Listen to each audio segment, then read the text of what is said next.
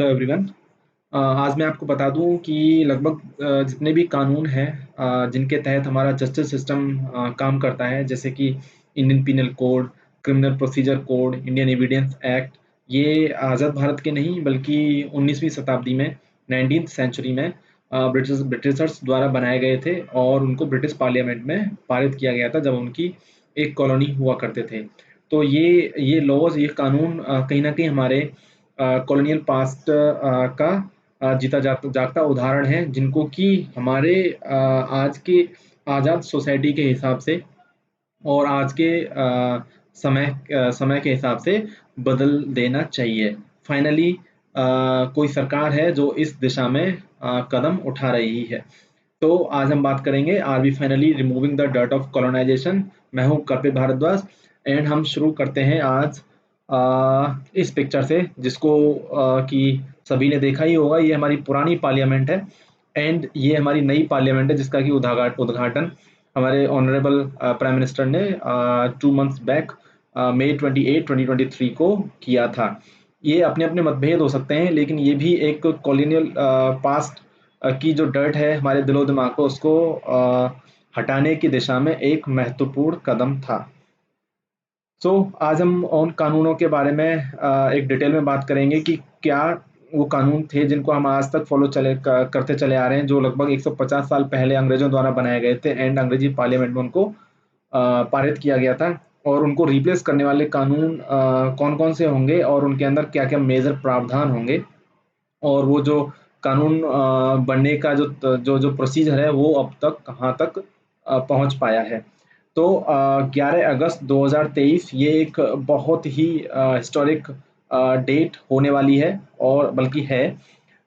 इसी डेट को present home minister ने संसद में 3 नए कानूनों को रखा है, जो भी पार्लियामेंट कमेटी में डिस्कशन के लिए गए हुए हैं। उसके बाद फिर वो लोकसभा राज्यसभा में पारित होने के बाद राष्ट्रपति के पास जाएंगे और वहां से एसेंट मिलने के बाद वो फिर हमारे एग्जिस्टिंग लॉज को रिप्लेस कर देंगे।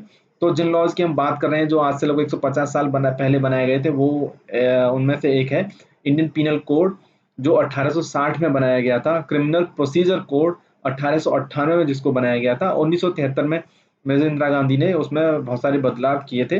एंड थर्ड वन है इंडियन एविडेंस एक्ट 1872, 1872 में बनाया गया था।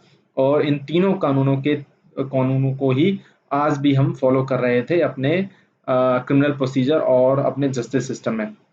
इनकी खास बात ये थी कि these were enacted by Britishers and passed by the British parliament. जो नए 3 बिल हैं जिनको भी अभी संसद में रखा गया है 11 अगस्त 2023 को, उनमें सबसे पहला है भारतीय न्याय संहिता बिल, जो कि हमारे Indian penal code, existing Indian penal code को रिप्लेस करेगा। भारतीय नागरिक सुरक्षा संहिता बिल, जो क्रिमिनल प्रोसीजर कोड को रिप्लेस करेगा। फिर है भारतीय साक्ष्य बिल, जो इंडियन एविडेंस एक्ट को रिप्लेस करेगा।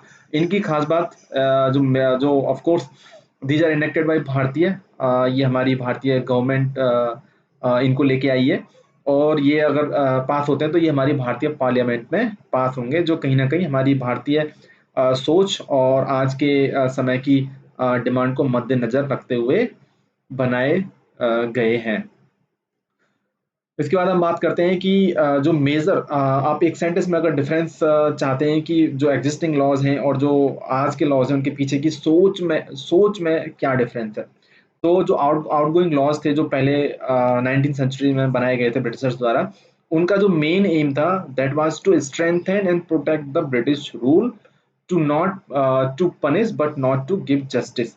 उस वक्त क्या उनका हम उनकी कॉलोनी हुआ करते थे, हमारे जो बहुत सारे फ्रीडम फाइटर्स थे, स्वतंत्रता सेनानी थे, वो अपने हमारे आज़ादी के लिए लड़ रहे थे। तो उनको कहीं ना कहीं उनको एक पनिशमेंट देना होता था, ताकि एक को पनिशमेंट दें, उसका एग्जाम्पल सेट हो, तो बाकी जो हमारे फ्रीडम फाइटर्स हैं वो गवर्नमेंट के खिलाफ आवाज़ ना उठाएं। तो आउटगोइंग लॉज, जो एग्जिस्टिंग लॉज थे, उनका जो मेन एम था that was to protect the rule और the protect the governance and not to give justice but to punish. वो पनिशमेंट करने के लिए बनाए गए थे, जस्टिस से उनका कोई लेना देना था ही नहीं। अभी जो न्यू लॉज बनाए गए हैं, उनका जो मेन एम है, उसके पीछे जो थीम है, जो सोच है, वो है to protect the rights given to the Indian citizen by the constitution. हमारा आज़ाद भारत का हमारा एक बहुत ही डिटेल्ड कॉन्स्टिट्यूशन है।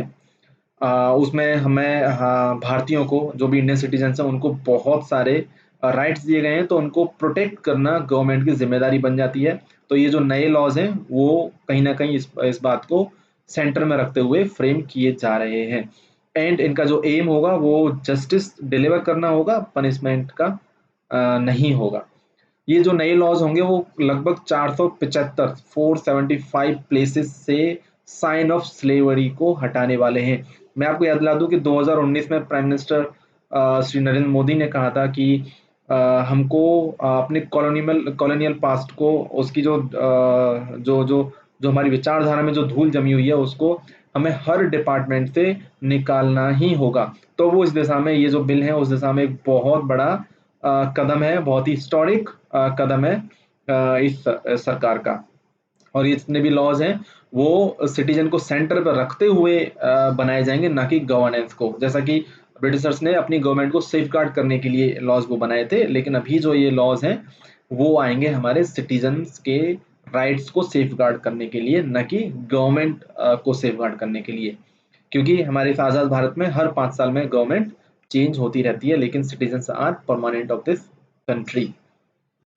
तो जैसा कि मैंने आपको बताया कि प्राइम मिनिस्टर श्री नरेंद्र मोदी ने कहा था 2019 में कि सारे के सारे डिपार्टमेंट्स में से ये जो कॉलोनियल सोच है, जो लॉज बनाए गए थे ब्रिटिश एरा में, उन सबको आज के समय के हिसाब से, आज की हमारी भारतीय सोच और भारतीय संस्कृति और भारतीय नागरिकों को सेंटर में रखते हुए हमें उनको खत्म करना होगा। उसी दिशा में इस गवर्नमेंट ने काम करते हुए इन लॉज को बनाने से पहले सारे राज्य के चीफ मिनिस्टर को, गवर्नर्स को, यूनियन टेरिटरीज के लॉ मेकर्स को, इवन सुप्रीम कोर्ट जजेस, हाई कोर्ट जजेस, judicial academies, universities, MLAs, MPs, सबको इनविटेशन भेजा कि इन लॉज को बनाने में हमें सजेशंस प्रोवाइड करें। और तो और उन्होंने पब्लिक के लिए भी, पब्लिक ओपिनियन के लिए भी इन लॉज में पब्लिक ओपिनियन लेने के लिए भी इसको ओपन रखा था। इन 4 सालों में लगभग 158 कंसल्टेशन मीटिंग्स हुई इन लॉज को फ्रेम करने के लिए। 158, 4 साल, इसका मतलब है कि एक साल में लगभग लगभग 40 मीटिंग्स हुई। और अगर हम पर वीक देखें तो पर वीक लगभग एक मीटिंग हुई, जिसमें कि होम मिनिस्टर खुद प्रेजेंट रहे। तो इससे अंदाजा लगाया जा सकता है कि इन लॉज को फ्रेम करने में कितना सोच विचार और कितना डिटेल्ड डिस्कशन हुआ है। तो नाउ हम बात करेंगे what changes for common people with these laws. आम आदमी की जिंदगी में इन लॉज से क्या फर्क पड़ने वाला है। तो इसका आंसर सिर्फ एक लाइन में मैं देना चाहूंगा कि पहले जो एग्जिस्टिंग लॉज थे उनके अंडर जो हीनियस क्राइम्स लाइक मर्डर और क्राइम अगेंस्ट वुमेन, ऐसे ऐसे क्राइम्स को नीचे रखा गया था। मतलब उनकी जो इंपॉर्टेंस थी वो कम थी against the crimes that were like treason, robbery and attack on the officers of the government. जैसा कि मैंने आपसे बताया कि जो एग्जिस्टिंग लॉज थे उनका कोई पर्पस नहीं था कि हमको उनको जस्टिस डिलीवर करना है। उनका सिर्फ पर्पस था सीधे सीधे कि जो फ्रीडम फाइटर्स हैं, जो कॉमन फ्रीडम फाइटर्स हैं, उनको पनिश करना है ताकि वो उनकी गवर्नमेंट के खिलाफ आवाज न उठा सकें। तो अभी हम डिटेल में एक एक लॉज के बारे में बात करेंगे। जैसे भारतीय न्याय संहिता बिल 2023, इसमें 350 सेक्शंस अभी होंगे, जो पहले 511 सेक्शंस हुआ करते थे। जो 511 थे उनमें से 175 सेक्शंस को कंप्लीटली चेंज किया गया है, 8 नए सेक्शंस ऐड किए गए और 22 सेक्शंस को रिपील किया गया है। एब्सोल्युटली। जो नागरिक सुरक्षा संहिता बिल है, that will replace the Indian this criminal procedure code, that is CrPC. उसमें 533 सेक्शंस होंगे, 160 सेक्शंस को चेंज किया गया है, 9 सेक्शंस ऐड किए गए और 9 सेक्शंस को रिपील किया गया है। सिमिलरली भारतीय साक्ष्य बिल जो कि रिप्लेस करने जा रहा है इंडियन एविडेंस एक्ट, उसमें 170 सेक्शंस होंगे, जिसमें से 23 सेक्शंस को चेंज किया गया है। पुराने जो इंडियन एविडेंस एक्ट था उसमें से एक नया सेक्शन ऐड किया गया है, इन 5 सेक्शंस को रिपील किया गया है। अब इन तीनों लॉज में जो मेजर जो चीजें हैं उनके बारे में हम डिस्कस करेंगे। बाकी जो डिटेल्ड जब ये पारित हो जाएगा उसके बाद हम एक डिटेल्ड वीडियो बनाएंगे जिसमें कि हम आपको सारे चेंजेस के बारे में बात करेंगे। अभी हम एक इम्पोर्टेंट इसमें क्या गवर्नमेंट ने प्रपोज किया है उसके बारे में बात करते हैं। सबसे पहली बात है कि document definition has been extended. Document जैसे कि ये 19वीं शताब्दी में बनाए गए थे जब इतनी टेक्नोलॉजी थी भी नहीं, तो जो डॉक्यूमेंट्स हुआ करते थे मेनली वो पेपर वर्क हुआ करता था, लेकिन अभी उसको एक्सपेंड करके इलेक्ट्रॉनिक्स और digital records, email, server logs सबको सम्मिलित किया गया है। तो ये भी एक अहम कदम है डिजिटाइजेशन ऑफ द रिकॉर्ड्स की तरफ। जैसा कि इस सरकार का one of the most important achievement is digital India, जिसके तहत कि हम अपने सारे प्रोसीजर को डिजिटाइज करने में लगे हुए हैं। तो अगर हमारा जस्टिस सिस्टम भी डिजिटाइज होगा तो उससे वो फास्ट भी ऑटोमेटिकली होगा ही होगा। जैसा कि मैंने बताया था, digitisation of the entire process of the criminal procedure और the justice system, right from FIR to the judgement itself. इससे अब आप ई एफआईआर, इलेक्ट्रॉनिक एफआईआर भी फाइल कर सकते हैं, आपको थाने जाने की जरूरत नहीं होगी। अभी जैसे सीजर कभी होता है तो पुलिस अपनी कभी कभी अपनी मनमानी करती है, कहीं कहीं उसका गलत फायदा उठाती है और उस सीजर के नाम पे जो भी गलत काम है वो पुलिस के द्वारा गलत कदम उठाए जाते हैं। उससे बचने के लिए अभी वीडियोग्राफी को कंपलसरी किया गया इन सच केसेस, जिसमें कि उनको जो भी सीजर करें तो उसमें वीडियोग्राफी करनी होगी ताकि वो उसका कुछ अनड्यू एडवांटेज ना उठा सकें। इस डिजिटाइजेशन और वीडियोग्राफी के तहत जितना भी प्रोसीजर को डिजिटाइज किया जा रहा है उसके तहत अभी प्रावधान रखा गया है कि मैक्सिमम 3 इयर्स के अंदर जस्टिस डिलीवर होना चाहिए। ये बहुत इंपॉर्टेंट दिस क्लॉज होने वाले हैं अगर ये इनफोर्स होते हैं, जो कि मोस्ट प्रोबेबली होंगे ही in Lok Sabha, Rajya Sabha and then president of India, by the president of India. अब देखिए, जैसे पहले जो ट्रायल के टाइम टाइम पे जो क्रिमिनल या फिर जो भी कल्प्रिट हुआ करते थे उनको सिर्फ और सिर्फ वीडियो कॉन्फ्रेंस के थ्रू प्रोड्यूस किया जाता था, लेकिन अभी आप पूरा का पूरा ट्रायल वीडियो कॉन्फ्रेंस पर कर सकते हैं, जिससे कि जस्टिस हमारे कोर्ट्स का बहुत सारा टाइम सेव होगा, क्योंकि ऑलरेडी हमारी कोर्ट्स में इतने सारे केसेस पेंडिंग हैं, उनको क्लियर करने में इस प्रोसेस के तहत बहुत ही दिस हेल्प मिलेगी। अभी आप अपने पुलिस स्टेशन से बाहर जाके भी कंप्लेन करा सकते हैं। कभी-कभी होता है कि आप जिस पुलिस स्टेशन के अंतर्गत आते हैं, वहाँ पे कुछ रसूखदार लोग होते हैं, जो कि हमारी कंप्लेन को इन्फ्लुएंस कर सकते हैं। तो अभी आप दूसरे किसी पुलिस स्टेशन में जाके अपनी कंप्लेन करा सकते हैं। अभी तक टेररिज्म की कोई भी डेफिनेशन नहीं थी हमारे लॉज में, लेकिन अभी उसको क्लियरली डिफाइन किया गया है, जिससे कि उनके जो भी टेररिज्म की डेफिनेशन के अंदर आते हैं उनके खिलाफ जो मुकदमा चलाना होगा उसमें फास्ट ट्रैक हो सके। सेडिशन लॉ बहुत ही इम्पोर्टेंट ये क्लॉज है इन नए लॉज जो संसद में रखे गए हैं, जिसमें कि सेडिशन लॉ को कम्प्लीटली हटा दिया गया है, क्योंकि सेडिशन लॉ के जो पीछे की जो थॉट प्रोसेस थी वो थी हमारे फ्रीडम फाइटर्स को सरकार के खिलाफ आवाज उठाने के लिए पनिश करना, हार्श पनिशमेंट देना, जो कि आज़ाद भारत में हमारा कॉन्स्टिट्यूशन हर सिटीजन को अपनी फ्रीडम ऑफ स्पीच की फंडामेंटल राइट्स प्रोवाइड करता है। तो सेडिशन नाम की कोई चीज़ एग्जिस्ट ही नहीं करती इस आज़ाद भारत में। बट इसका मतलब ये नहीं है सेडिशन लॉ रिपील हो गया है तो आप कोई भी इंसान भड़काऊ भाषण दे के या फिर भीड़ को कुछ गलत काम करने के लिए मोटिवेट कर सकता है behind the curtains of this freedom of speech. उसके लिए भी दिस पनिशमेंट के प्रोविजन बनाए गए हैं, जो इवन में भी हो सकता है कि सेडिशन लॉ से भी ज़्यादा हार्श हों। तो you can not play with the integrity and sovereignty of the country.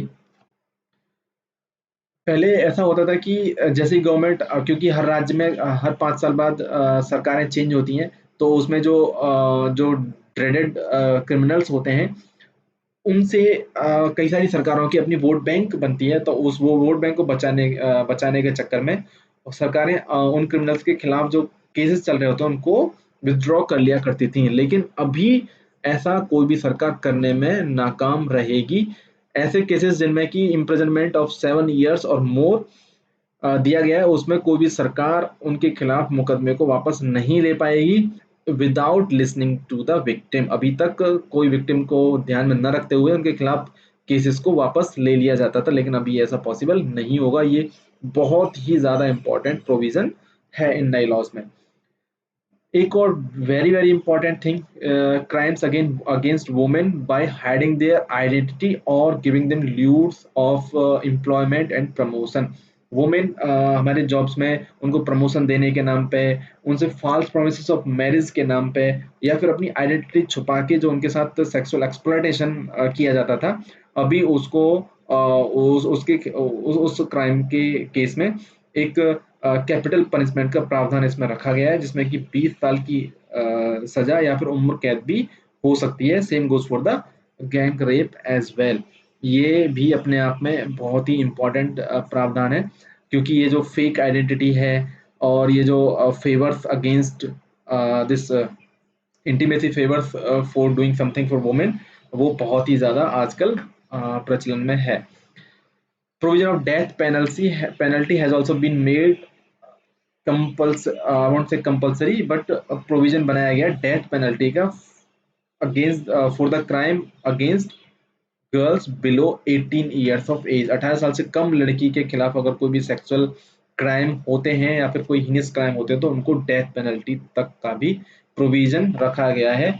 और इसमें जो मॉब लिंचिंग है उसको भी मॉब लिंचिंग भी अब नाउ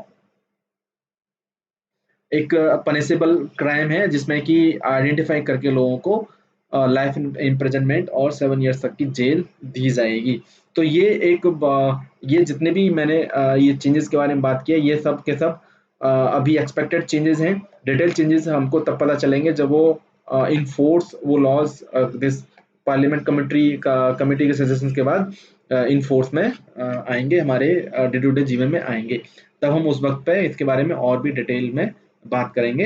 आई होप आपको ये वीडियो पसंद आई हो, एंड अगर पसंद आई तो आप इसको लाइक चैनल को सब्सक्राइब करें, लाइक करें। हम ऐसे ही नई नई इंफॉर्मेशन आपके सामने रखते रहेंगे, important information in this series of this channel.